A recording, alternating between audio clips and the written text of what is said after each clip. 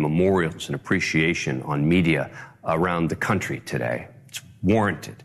But it would be nice if more of the media would focus on the sacrifices that our military and first responders make every day as well. But for now, let's appreciate and salute those who deserve it on this D-Day. That does it for us tonight. Banfield starts now.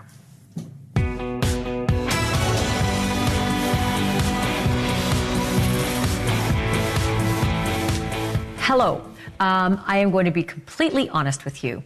I just about poured a whiskey to bring it to the set tonight. I don't drink whiskey, but I thought it might be the thing that would help me get through the show tonight. I'm going to give you a big warning because there is some material coming your way that is really unpleasant and really uncomfortable and super gruesome and graphic. I'll give you this warning again as I get closer to it, but I just wanted to let you know I was not expecting to hear the stories that I heard today about this man. I get it. It's Rex Heuermann. He's the suspected Long Island serial killer. Up until today, he was suspected in 4 killings. And then today we heard 2 more charges added to his roster. But it wasn't the number. It was the bail application that they dropped with his appearance today. That's what I wasn't expecting. And I wasn't expecting the details in it. And I do this line of work, so not much gets to me.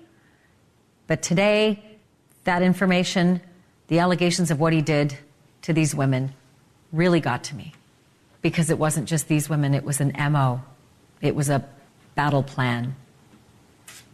It was a document. How to do it, how to cover it up, how to make the next one better. All that is coming. Like I told you, please, if you are sensitive, make other plans. That's coming. Then in Florida, there's this guy who came to court and he wanted makeup because he has tattoos on his face. To each his own, but this, half a skull and swastikas on one side and stitches and all the rest. Oh, so scary, scary, scary. What were you thinking when you tattooed your face? And if you're guilty of the crimes that you're alleged to have committed, and boy, does it look like you are, didn't you think maybe you'd face a jury one day? And why now the crocodile tears that they might see your actual face, the way you designed it? I will tell you what the judge said of his request for makeup to cover his tattoos that apparently now he's too chicken shit to actually show. That's coming as well. And then, look, cults are not new to us, right? We know about cults. We report on them pretty regularly, but there is this pool of targets that I never saw coming. TikTok dancers. You heard me. You heard me, and I know it doesn't make sense to me either. I see these things all the time. They're adorable. But apparently they are also ripe for the pickings. And there is a whole new Netflix series. It's called Dancing for the Devil, the 7M TikTok cult. And tonight, one person who says he got out is going to share all the secrets of what's going on in. That's all coming up in a moment. And I'm going to warn you again. This is fair warning. The next few minutes are going to be very uncomfortable. The reporting that I am about to unload is graphic and it is evil. It is gruesome. And not everybody can stomach this stuff. Even I struggled a fair bit today. And like I said, I'm a vet in this business. So here we go. Rex Heuermann's lawyer was quoted today saying, Rex is in a bad place. The man that police say is the Long Island serial killer was just hit with 2 more murder charges this morning. That's on top of the 4 he's already facing. And to be clear, Rex's jail cell's not going to change. The way he's cooped up, it's not going to get smaller or more uncomfortable.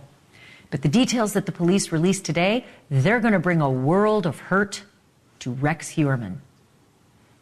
As you probably heard, he was indicted today for 2 more horrifying deaths. They have names. They were young women. Jessica Taylor was just 20 years old. And Sandra Costilla, she was 28 years old. I'll start with Jessica.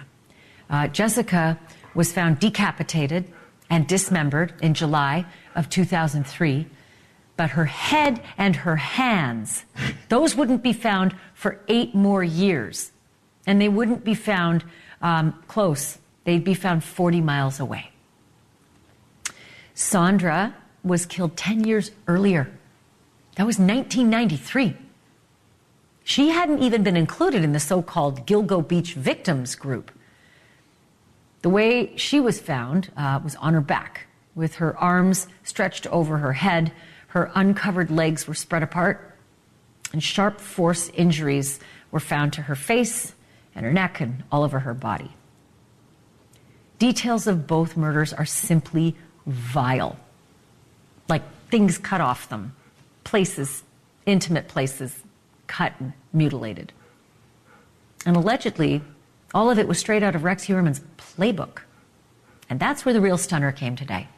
Look, we were expecting more charges for a guy who is called the suspected Long Island serial killer, right? We were expecting we might get more, but we were not expecting the gut-wrenching evidence that the prosecutors decided to unload in their bail application today. They revealed a computer file that Heuermann allegedly thought he deleted. You know how that goes. It was a so-called planning document, and it is as depraved as it is meticulous. It has multiple lists and categories, including things not to leave behind on bodies or at murder scenes. Things like fingerprints and tire marks and hairs and fibers. Of course, you know as well as I do that hairs are exactly what got Heuermann caught. Hairs found on the dead bodies. Hairs that matched Rex Heuermann and his family, according to the police. Rex Heuermann also made a list of must-haves, the prosecutors say, must-haves, so that he wouldn't forget something crucial in all the excitement of murdering.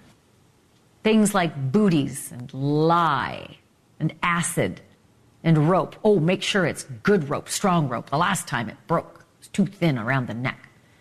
Cutting tools and, interestingly, photo film, which raises the question, did Rex take photos of his alleged kills? And is it possible that police might have those photos if they exist?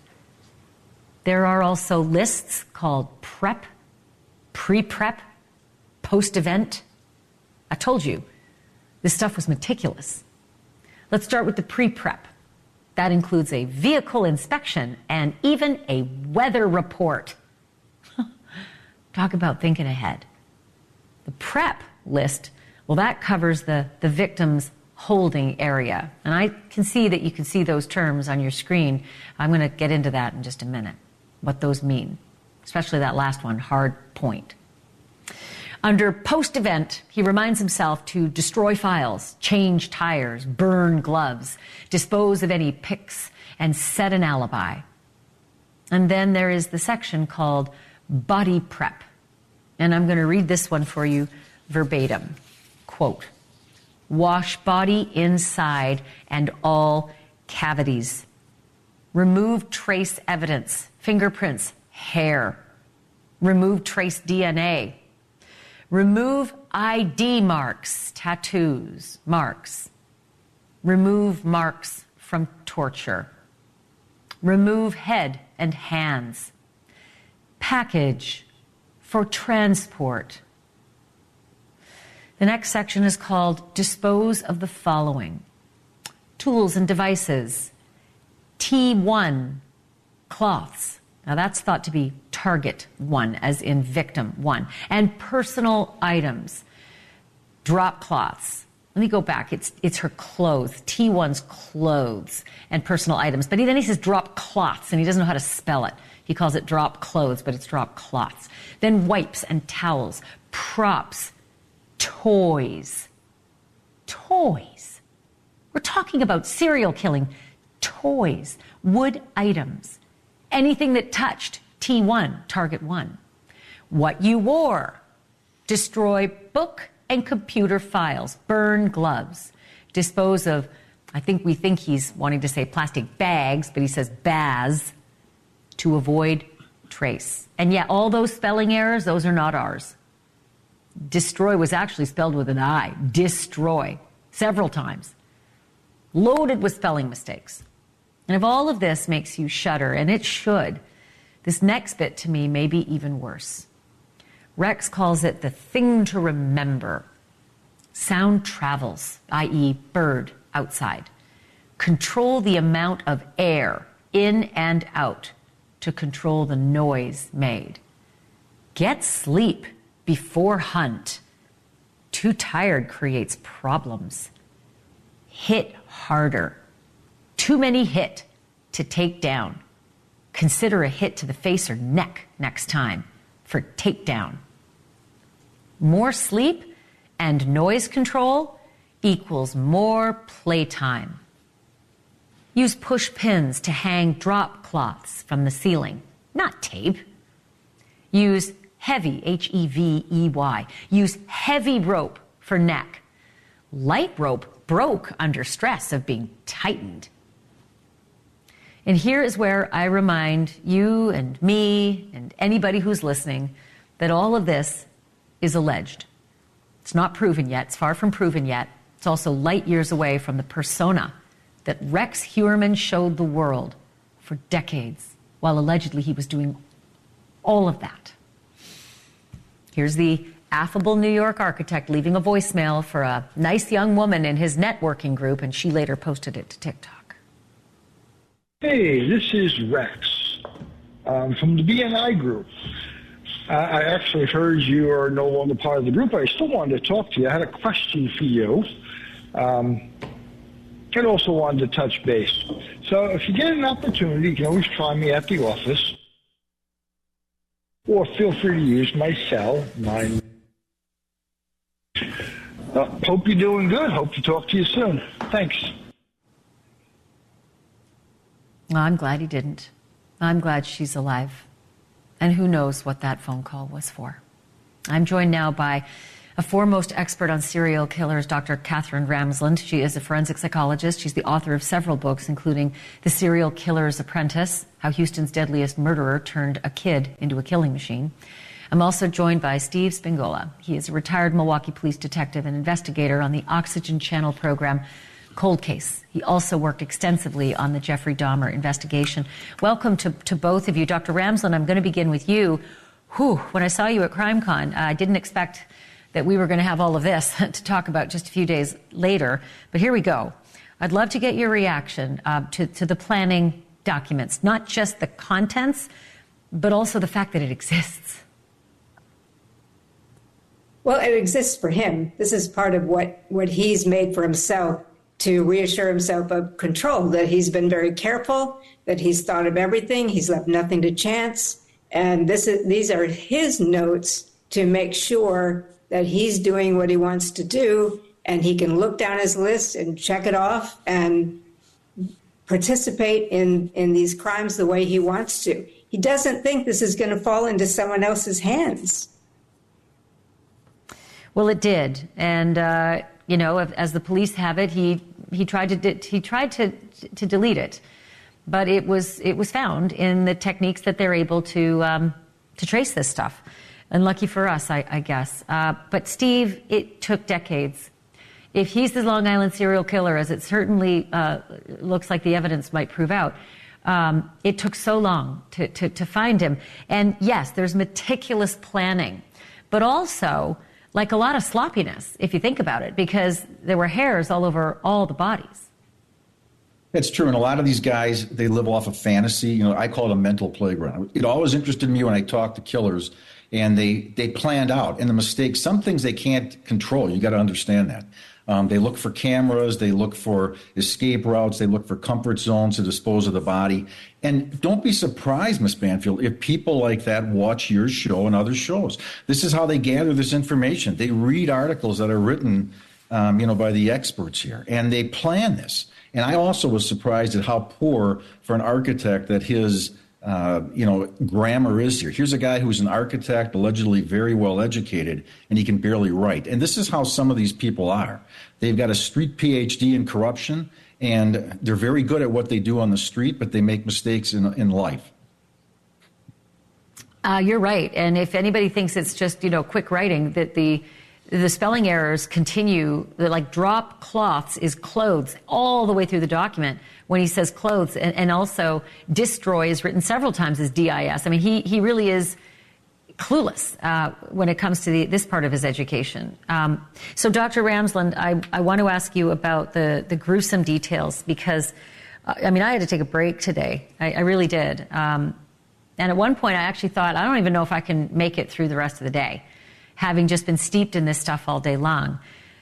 He, there's so much reference to the mutilation of these women that they're, part of their breasts were cut off and their tattoos were like cut off and removed, and any kind of identifying feature was just sliced and taken away and, severed at the arms and legs, and the way the descriptions of restricting the air, building a table with a crossbar, and hanging victims from something called a hard point. I didn't know what hard point was, and now I can't unlearn that. But can you tell our audience what a hard point is? Well, I'm not sure what he meant by it.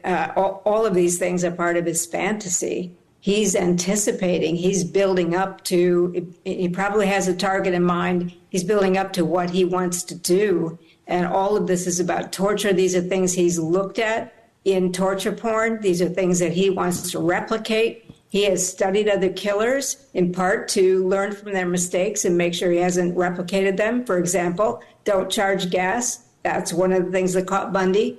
He doesn't want to do that. He wants to create a document for himself that will help him live out the fantasy, hurting these women. He wants these victims to really know that he's the master. This is all about an S&M kind of relationship. And whatever it is he's planning, he wants to hang them up. He wants to cut off their air. He wants to make sure he's controlling the environment, and he's harming them, and they know it. They will suffer, and he will have a good time with that.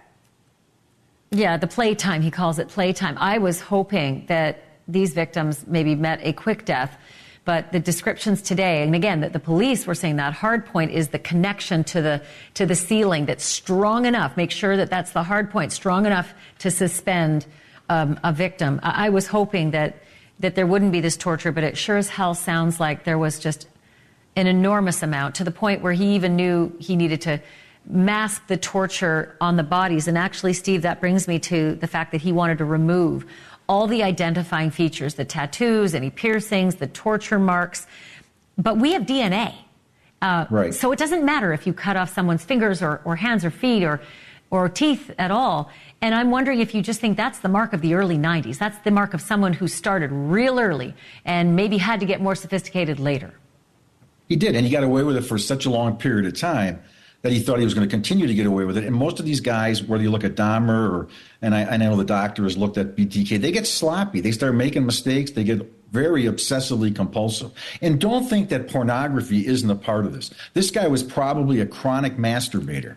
And what he did to these bodies is horrific. I mean, I agree with you. You hope that these people meet an early demise, a quick demise, but you know it isn't. And these guys get off, they look at the pictures, they masturbate again. And when the fantasy runs out, they go out and kill somebody again and relive it. Dr. Ramsland, there's also the mention of how he has to get more sleep to make sure that this allegedly is a better experience for him. And he references it two different ways. Make sure you get good sleep so you don't create problems, you don't screw up. But also, make sure you get a good sleep because that will make for better playtime. What do you make of that? Yeah, he wants all the energy he can get. He knows that he needs to be prepared. There might be some struggling. He's got to be able to overcome that. He knows he needs to be alert and vigilant and in order to have the best experience, the playtime, he needs to be on his, as fresh as he possibly can. And that means sleep. He looked at the weather, for example. He wants everything to be just right because he will only have a little bit of opportunity for this. He's got to make the most of it. It's interesting because you're so connected to BTK, the Bind, Torture, Kill, Dennis Rader, serial killer. And BTK wrote in a lot of very arcane coded language. There are codes all throughout the writings that we looked at today, but they are moronic. I mean, T1, easy, target 1. I mean, it didn't take police much to get through the childish code that he used in some of his writings. But Steve, I'm interested in the fact that it was so blunt. Are you surprised that the documents were so incredibly obvious? He never thought he got caught. Every criminal I talk to, and I don't know what Dr. Rams will think, they never think they're going to get caught. And so they don't worry about the penalty. They don't worry about the death penalty. They're never going to get caught. And they slowly start to spin out of control. Whether you believe what the FBI tells you about organized or disorganized criminal, they become a combination. I mean, you look at killers across America, and they start making mistakes because they're drinking, they're using drugs. One of the things that amazed me, he is so out of shape here. And basically, he has to pick on these smaller people. And I know BTK said the same thing. He started bringing a rape kit because he couldn't control the victims anymore, because he was getting older, they were getting stronger. And Dahmer said the same thing. One time a person got away, and you can't let that happen, because that's how he got caught the first time, and he was never going to let it happen again. Yeah, you know what? There is a mention of it saying make sure you get them small. Smaller is better, he made reference to in these alleged documents. I'll tell you what, I started the show by saying a quote from the lawyer, Rex Heuermann's lawyer, saying Rex is in a bad place. I will end this segment saying Rex is in a horrible place. It is going to be a real uphill battle for any defense attorney to try to get out from underneath this mountain of hell that we were all had foisted upon us. Dr. Ramsland, as always, thank you. Steve Spingola, good to have you as well. Thank you both. Thank you. Tomorrow, be sure, make sure you tune in for our 1 hour special report, Inside the Mind of Rex Heuermann, right here, 10 p.m. Eastern. Don't miss it. And then if you want a deeper dive, you can check out Crime Nation's Gilgo Beach murder on our sister network, the CW. Just check out the streaming app, CW+. And still to come tonight, cults and alleged cults are nothing new. Case in point, take a look. It started out fairly innocuous, but the control slowly grew. I could be in an unsafe environment. This is a cult. So it stands to reason that cults would find their way to TikTok. But the dance videos? Seriously?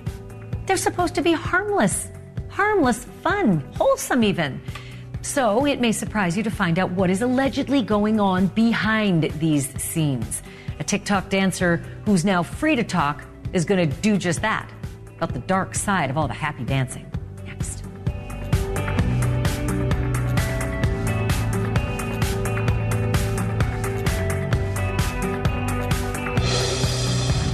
Posting dance videos is pretty much one of the more wholesome things that you can do on the internet. It's like right up there with kittens and puppy dog memes, right? But we don't do wholesome on this show. We do sinister and secretive. And stuff that lands you in court or worse, in jail, like cults, for instance. Tonight, some very popular TikTok dancers are claiming that a California pastor lured them into his cash/talent agency and then quickly took over their lives, cult style. His name is Robert Shin, and he allegedly promised fame and wealth right here on earth, but also first-class accommodations once you get to heaven. Yay. What he delivered, allegedly, was fraud, human trafficking, and sexual battery. Those are the allegations.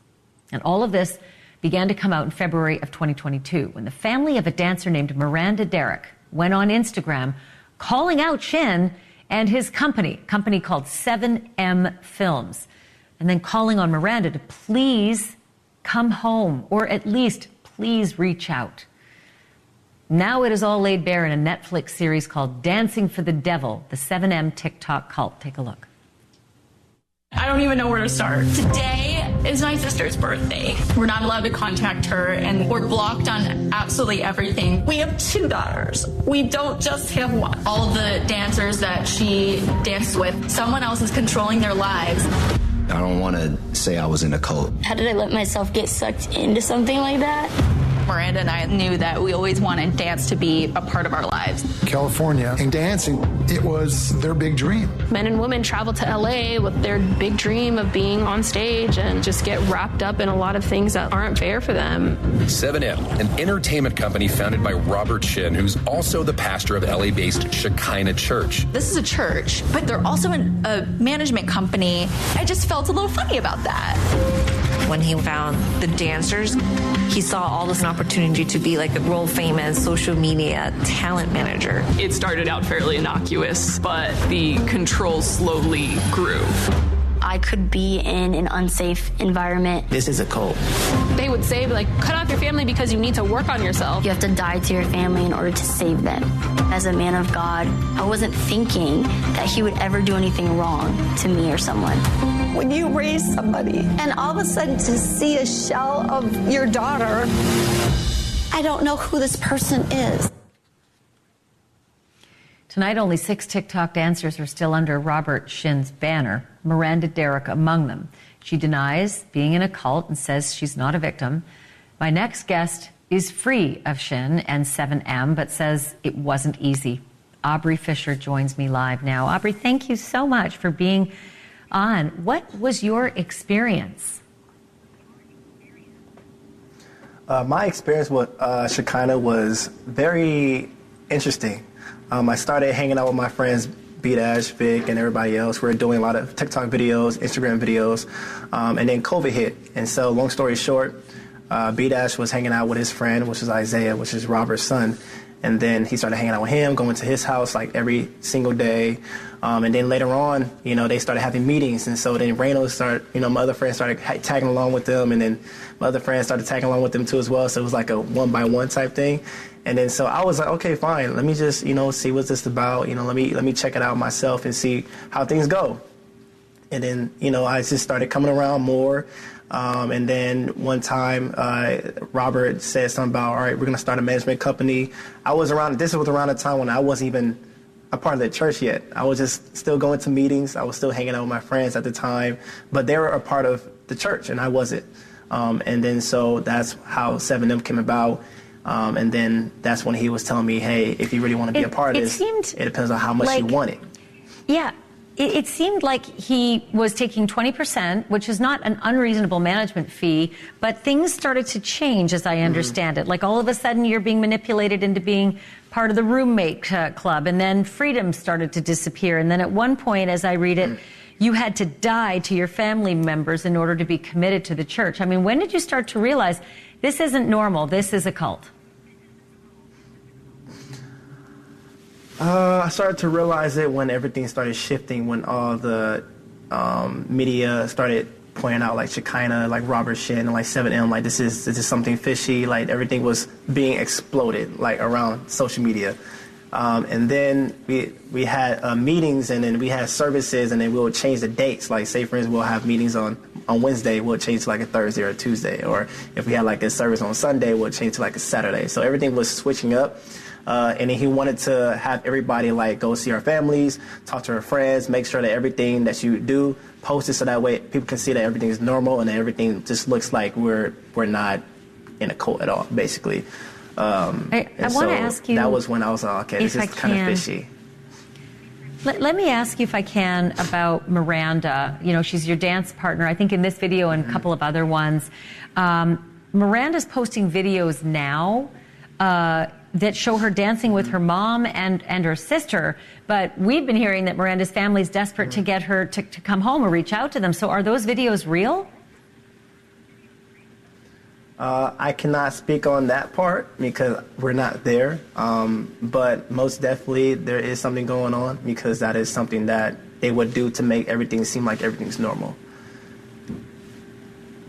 But do you suspect that it just seems odd. On one side, you've got the family desperate for her to come home and talk to them. And on the other side, she's showing videos that they're together. It just doesn't equate.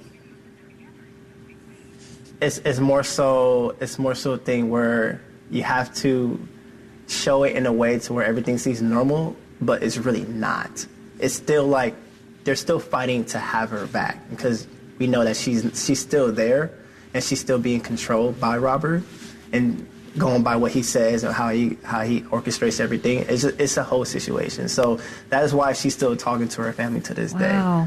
Aubrey, I'm so sorry you went through this, and I sure hope the best for Miranda and her family. I'm very thankful for you being here. I appreciate it. Coming up next, question for you, and it's a weird one. Is this the man who's been terrorizing the city of Portland? Is he a serial killer? This is a man who's charged with murdering 3 women, but suspected in a few more. And today he came face to face with the judge.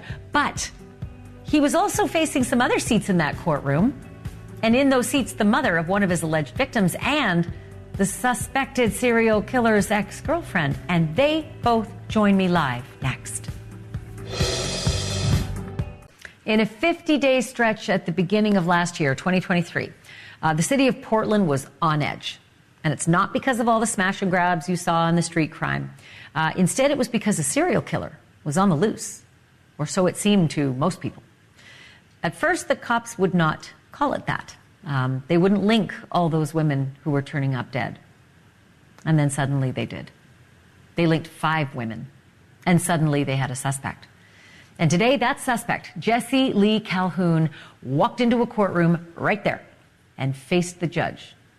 And we don't know if he knew it as he walked in there. But there were a few other VIPs in that courtroom, like his ex-girlfriend, for one, and the mother of a victim that he is suspected of killing. For now, Calhoun is facing 3 counts of second-degree murder and 3 counts of abusing a corpse. And there's no word on charges yet related to the other 2 murders that he's suspected of committing. Melissa Smith is the mother of one of those women, Kristen Smith. And also joining me is Krista Siner. Krista dated Jesse Lee Calhoun for about 2 years, a relationship that she says was sometimes abusive. Ladies, thank you so much. I appreciate you being here. And what a difficult day for both of you. I want to ask you both the same question, but Melissa, I will begin with you as a mom. How important was it for you to be in that courtroom today? It was very important for me. I understand that today he was being charged for the murder of 3 of the 5 girls and is still the person of interest for my daughter, Kristen.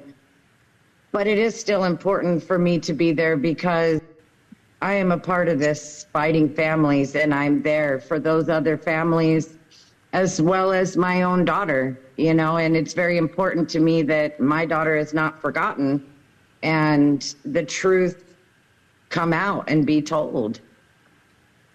And Melissa, did you get a chance to lock eyes with him? I'm not sure what your angle was as he walked in behind that glass.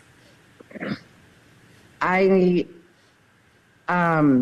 definitely kept my eyes on him the whole time. I wanted to see him. All I've ever seen is a photo. I've never heard of him. I don't know who he is.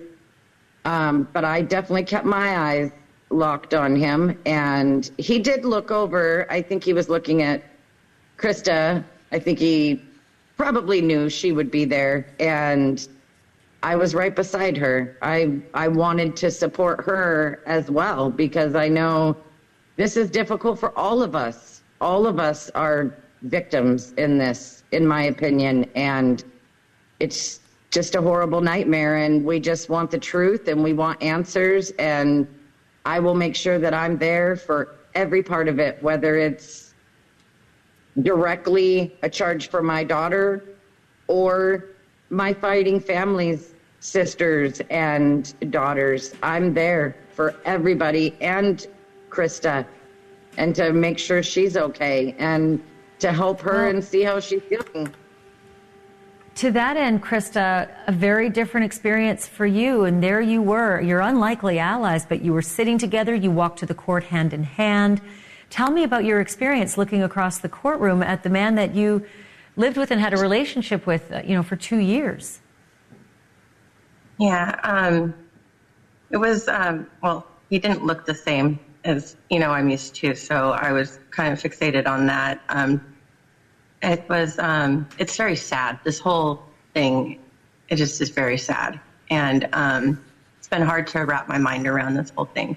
You know, this is a person that I love, you know, that was part of my family, you know, so looking at him, my heart sank. And I was holding Melissa's hand, you know, during this time, and I was more so focusing on how she might be feeling, you know, looking upon somebody, you know, the person that may have, you know, done this to her daughter, you know, so. Did he see you? Did he look at you? Did you get a chance to lock eyes and just sort of seek some kind of story or some reason for all of this? Yeah. Like Melissa, you know, I kept my eyes fixated on him as well. I have poor vision, so I couldn't really tell if he was looking at me directly, but I think he was looking in my direction. Yeah, so it was just, yeah, I was there to support Melissa. Melissa, and Melissa, let me ask you this. Your daughter, Kristen Smith, we saw some pictures of her earlier, and she's just lovely. Do you have any progress, any reports from the police on where they are with this investigation, and if he is going to be charged with her? He's suspected in her murder. How close do you think they are in charging him with her murder as well? They don't tell me a lot, honestly. I'm going on 19 months of fighting and trying to get answers and get the truth. And to be completely honest with you, what I hear month after month, week after week, day after day is we are very tight-lipped. This case is very active. Melissa, we're working very hard on this case. Kristen's case is taking a little longer, you know, with their process without telling me details. Yeah. And it had me worried at first just because of I'll tell you what, everything I've been through, especially in the beginning. But I really think I got lucky with my 2 homicide detectives that I have right now. Jeff Pontius and Steve Gandy and Melissa Marrero as the DA. And I know they're working hard. I know they're losing sleep just like me. I know they think about this every day just like me. Well, we're crossing our fingers for you, and we are hoping that you get resolution and justice. And I would like to stay in touch with both of you, Melissa Smith and Krista Signer. Thank you both so much for coming on. Yes, thank you. Coming up next, a man on trial for 2 murders is afraid to show his face to the jury. And I don't mean he's afraid of the jurors. He's literally afraid of showing his face. Take a look. I'll give you 3 guesses why. And in a moment, I'm going to ask you to guess what the judge thought of his request. That is next. But green means go. Cool the pain with BioFreeze and keep on going. BioFreeze. Green means go. If you are ever tempted to cover your face with offensive tattoos, consider 2 things. 1, you will be easy to identify, so don't go breaking the law. And 2, if you do break the law, your face might speak volumes to a jury, which is exactly what a Florida man named Wade Wilson is afraid of. Yes, I said Florida man. Wilson is on trial for the murders of 2 women back in 2019, and if convicted, he could face the death penalty. And that brings me to that face. Among Wilson's facial adornments are swastikas and stitches drawn in ink. And just before jury selection, his lawyer asked permission to conceal those tattoos in court using lady makeup. The lawyer said, and I quote, he would like to appear presentable to the jury deciding his guilt or innocence or whether he lives or dies. And by the way, he'd really like a haircut. And the judge said yes to all of it. I'm joined now by trial strategy expert and jury consultant Susan Constantine. Susan, what? The judge said yes to having him cover up his tattoos that he chose to put on his face? Help me, Rhonda. Well, I can tell you that I actually had a client that I covered up a tattoo, a teardrop, over 15 years ago, but it wasn't his entire face. But his face is an entire billboard of his life. So he is throwing it out there that every kind of supremacist group that he belongs to is right there front and forward for this jury to see, which they were going to create inferences about him, right? Guilt or innocence. And they're going to apply what they're looking at as far as how they view him as being guilty or innocent. Apparently, they're not doing a very good job at covering it up, too. Even though he got the lady makeup, you can still see some of the tattoos through the makeup. Here's my problem with all of it. And I've heard of it before. I've covered cases before where, these guys get makeup and makeup artists. But jail garb, those orange jumpsuits, that's not a choice, right? That you're being held as an inmate and you don't have a choice. So you don't want to put them in front of a jury in something that makes them look guilty. The face ink was a choice. It is who he is. It's who he wanted to show the world he was. And that's why I don't believe it's fair to hide that, because I see it as hiding his true self from the jury. Why does the judge see differently? I don't really know why. Maybe because he's trying to allow that jury to see him and not form prejudice against him because of the tattoos. But I agree with you, Ashleigh. I mean, really disguising them is really disguising who he really is. And they need to see him for who he really is. And he's got gang member written all over his face. And that's who he is. And that's what the jury should see. Yeah, well, it happened. And, his ex-girlfriend said Wilson admitted to the crimes. And his father said that his kid told him he ran over a woman so much he made her look like spaghetti. What's going to have the bigger impact? The tattoos showing through the lady makeup or those statements? No, I think the statements are really going to hold the most weight because actually that's a first-person accounting. But I think that you can mirror that, the facial, all of this distortion here, this guy with the ink, that they're going to tie the two together and go, listen, based on what they're said, what I'm looking at here, slam dunk, he's guilty. Yeah. I have a feeling. Susan Constantine, good to see you at CrimeCon. Good to see you tonight. We'll see you again. Thanks. All right. Thanks, Ash. Bye-bye. All right. The police called it a, quote, target residence, Rex Heuermann's house. So what was in Rex's basement? Back after this.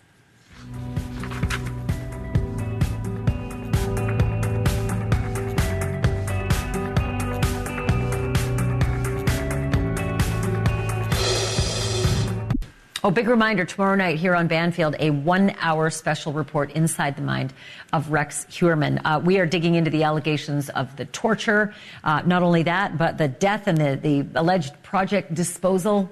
We're going to go inside that house, compare notes from today's incredible document drop to what we see inside the house and what was in that basement. And are there any more possible victims who are still out there? All of that tomorrow. Don't miss it. I'll be right here at 10 p.m. Eastern. In the meantime, don't go anywhere because Chris Cuomo is coming up next. You don't want to miss Chris Cuomo. See you tomorrow.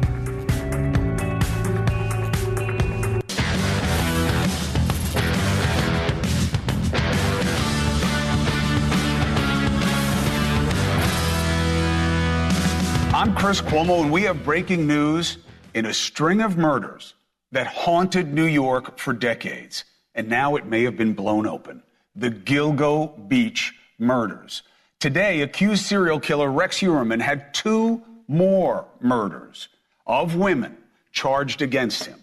Both were discovered dismembered just a few miles from where I live with my family. That makes 6 alleged killings against Heuermann. And now, 2 big questions loom.